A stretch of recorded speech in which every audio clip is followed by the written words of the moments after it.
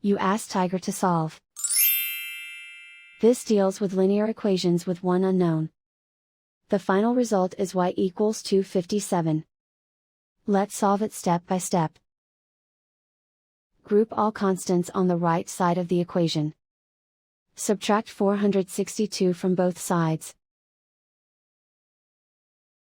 Group like terms. Simplify the arithmetic.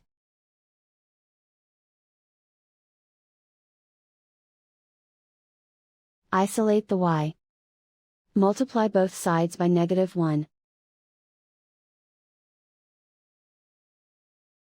Remove the ones. Simplify the arithmetic.